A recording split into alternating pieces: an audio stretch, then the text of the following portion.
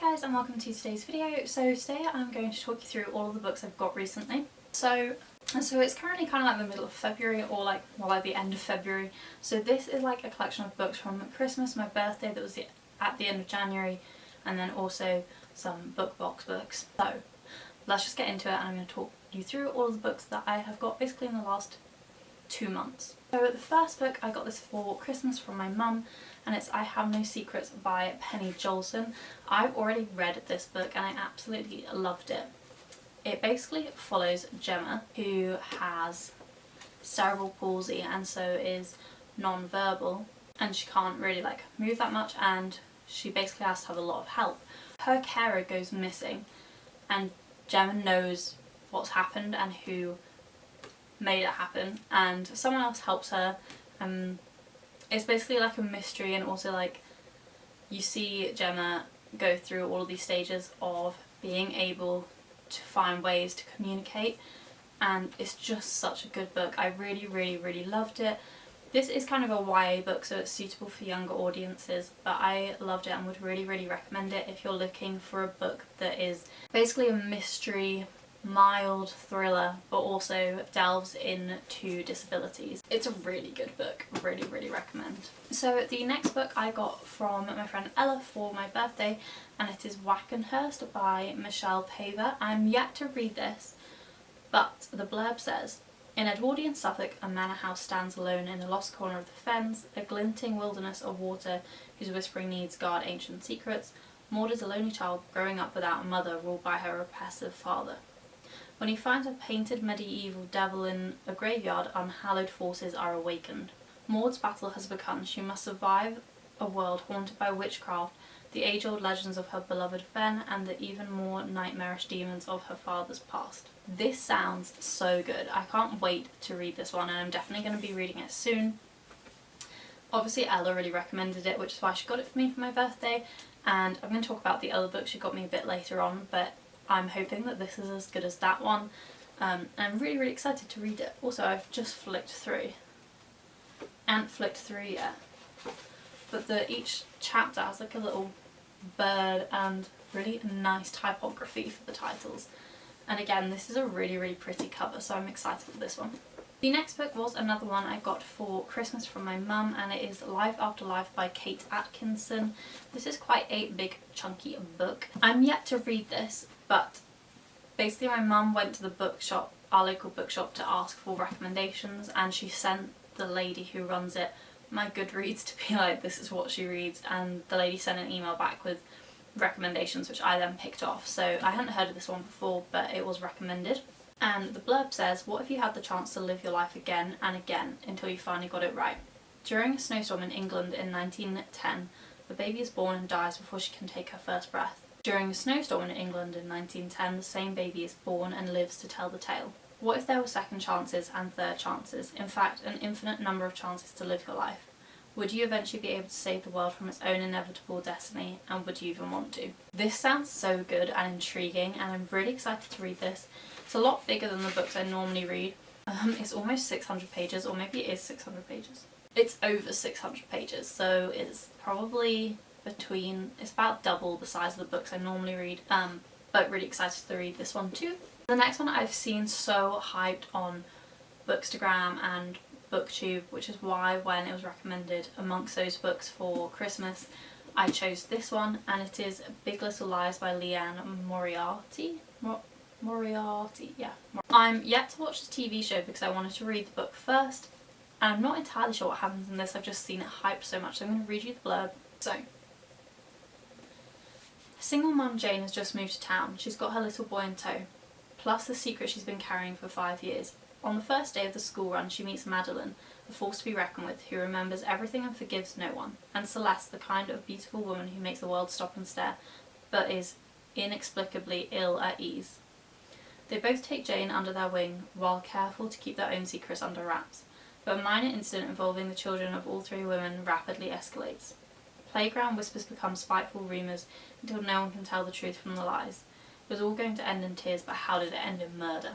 This sounds so exciting. I'm really excited to read this. I love like a mystery thriller again. Like murder mysteries are right up my street. So I can't wait to read this one, and I'm definitely going to be getting to this soon.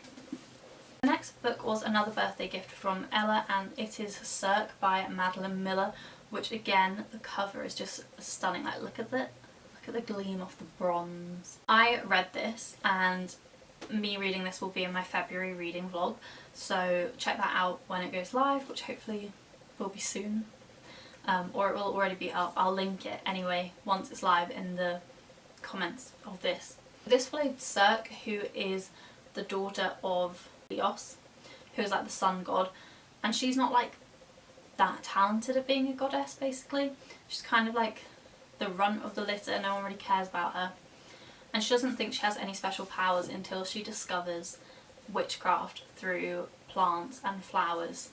And this basically follows her as she is exiled to an island by herself, and it follows like her loves and her losses and her dealing with guilt. And I really love this. This was so difficult to put down, and it's basically all about Greek mythology, so you've got all of the different classic Greek gods in this book.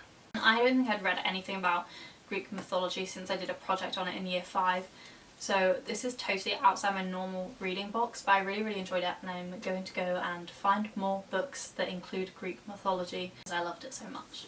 The next book I got for my birthday from my boyfriend, and that is Do Androids Dream of Electric Sheep by Philip K. Dick. This is basically the book about... This is the book that was turned into The Blade Runner, which I'm yet to watch, but my boyfriend says we're watching it either this weekend or next weekend, or sometime soon. I read this week. I did enjoy it.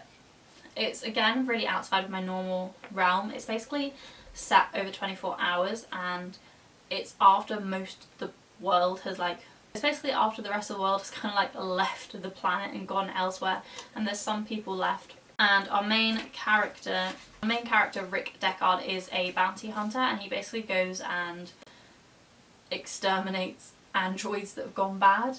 And it basically follows him over 24 hours as he destroys like 6 of these androids. Yeah, it was really quick to get through. I think I read it in maybe like 3 hours or less, and I did enjoy it. I'm interested to see how it gets turned into a film, because for me the book didn't have cinematic qualities. You know, some books you can visualise them being turned into a film, and whilst I visualise everything in my head when I'm reading, like I see what's happening in my head, the version in my head wouldn't make a great film, so I'm intrigued to see how this is turned into a film. The next book I got in my Reposed February box, and that is The Hiding Game by Naomi Wood. And this, again, I haven't read it yet, it only arrived like 2 days ago. And the blurb on this says, in Roaring Twenties Germany, Paul, Charlotte and Walter meet at the Bauhaus Art School. The trio form a close-knit group in which passions and rivalries collide. But when Walter is betrayed, he makes a terrible mistake, a secret he will keep from Paul and Charlotte for as long as he can. As political tensions escalate and the Nazis gain power, Walter's secret, hidden in notebooks, paintings and blueprints, ultimately threatens the very lives of his friends with devastating consequences. This sounds really good. I don't have a plan of when I'm going to get around to reading it yet, but I am excited for it because it definitely sounds super interesting. The next book was again from a Reposed box, and this was the January box, and it is Dinner with Edward by Isabel Vincent. And I'm going to read you the blurb on this as well because I'm yet to read it. So it says, with its delicious food, warm jazz and stunning views of Manhattan, Edward's home was a much needed refuge for reporter Isabel Vincent. A recently widowed 93-year-old neighbour would prepare weekly meals for her. Dinners Isabel would never cook for herself. Fresh oysters, juicy steak, sugar-dusted apple galette. But over long dark evenings where they both grieved for their very different lost marriages, Isabel realised she was being offered a gift greater than crisp martinis and perfect lamb chops. Even a shared bowl of chowder could transform loneliness and anxiety into friendship, freedom and a pure, simple pleasure Isabel had not known she could find again. This sounds like a really wholesome book. It sounds like it's going to be very similar to The Keeper of Lost Things, that kind of vibe, like young-ish woman with like an older gentleman. I'm excited to read this as I really enjoyed that book, and I do think it'll be similar. The final book is not a novel, but it is just as exciting. And this was a Christmas present from my friend Hannah, and it is Peter Lindbergh on fashion photography, and this book is honestly gorgeous. It's got loads of pictures that Peter Lindbergh has taken over like the years, and it's just got some really stunning like images in it. And I haven't flicked through all of it yet, but I'm really excited to. I feel like this is a really nice coffee table book just to like pick up and look at and be inspired. So I'm really excited to like look at this properly. It's just a really beautiful book and I'm excited.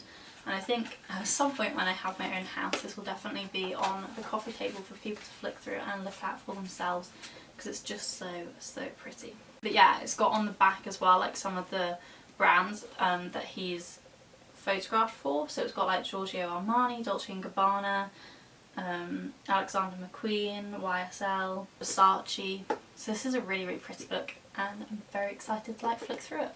That is all the books that I've basically acquired over the last 2 months. I really hope you enjoyed watching my mini book haul. Let me know in the comments down below any books that you've picked up recently that you think I would enjoy, and don't forget to like, comment and subscribe, and I'll see you in my next video.